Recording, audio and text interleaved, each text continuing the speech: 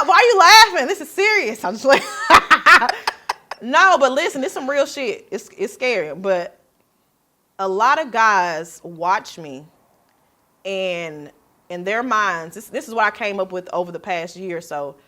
They're not who they are or who they want to be.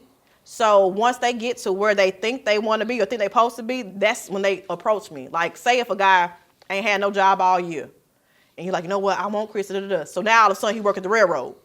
He slides to my DM, baby, and I actually respond, hey, Kris, oh, so what do you do for a living? Oh, I work at the railroad. Oh, how long you been there? Oh, I've been there for 10 years. Like, they get to where they want to be, and then they come around me, and when I start talking to them, I actually start trying to date them. That's when I started to see, oh, this nigga a fucking bum. Right. Oh, you can't even, like, you know, having a nigga that owed me money because he kept, oh, I need gas to get to work. And my stupid ass, I sent, because I don't mind. Like, when I got to do, like, I got you. But he, oh, I pay you back. So I run into men who aren't men. They see me, they say, you know what, Kris, like you on your shit.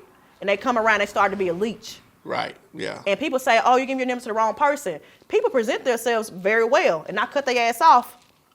Anytime, my biggest pet peeve is a bum. Not only are you a bum, but a user, because I got kids. That's a fact. I got big people bills. That's different. I got car notes. I pay my car insurance all year round. Like, I got light bill, okay? Like, I got real people bills. So you want to bring your funky ass into my life, lying, and then all of a sudden I realize you a fucking buster? Yeah. So that's what made me like, you know what, now all of a sudden, yeah, I need to see you got some gas in your motherfucking car. Let me see. I need to see your battery, because why the fuck is your battery low? You can't afford a charger? So I did say that to be petty, but I said it because I run into niggas who, they're busters. Yeah. So I be seeing you talk about a lot, like when you working, you have a lot of guys trying to hit at you while you're on a job. Can you go into some of that?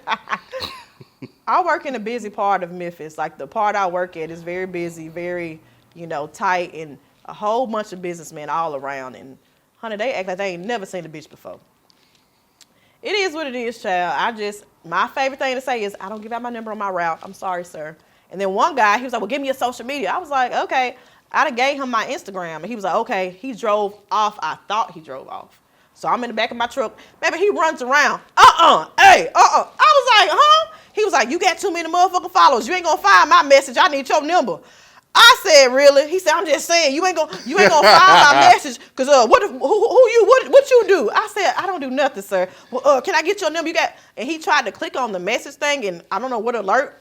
He showed me some kind of alert on my Instagram. When he clicked on, it said something, and I was like, oh. I said, well, I don't know what to tell you, brother. And I think I ended up giving him my number. I did, like I always do. And when he left, he texted me, and I blocked him. So that's one thing I will say about you, though. Like, you will give a nigga a chance, though. You will give them your number and see where it go. You will talk to a nigga on the phone, see what he on. I love a FaceTime. At the same time, be blocking their ass at the same time. Like, what's the craziest thing a nigga ever told you? Yeah. Well, one guy I dated, I thought he was a big baller. And a big what? Baller. And cause he was known or whatever, and he was like, I should have known, cause our first conversation, he was showing me his house in Florida, showing me his Ferrari or whatever, just, you know, and he was the type of person, any conversation we had, he's bragging. He's talking about money, talking about his, you know, his endeavors he had going on and everything, and just like he was always bragging. So me wanting me to, you know, let you put your money where your mouth is, I said, yeah, I need $1,000. And I don't ask a nigga for shit. But you constantly want to do this every time I answer my motherfucking phone. Mm-hmm. I said, run me $1,000 or whatever. And I forget, I think he said he's going to give it to me. Never gave it to me. So I ended up blocking his ass.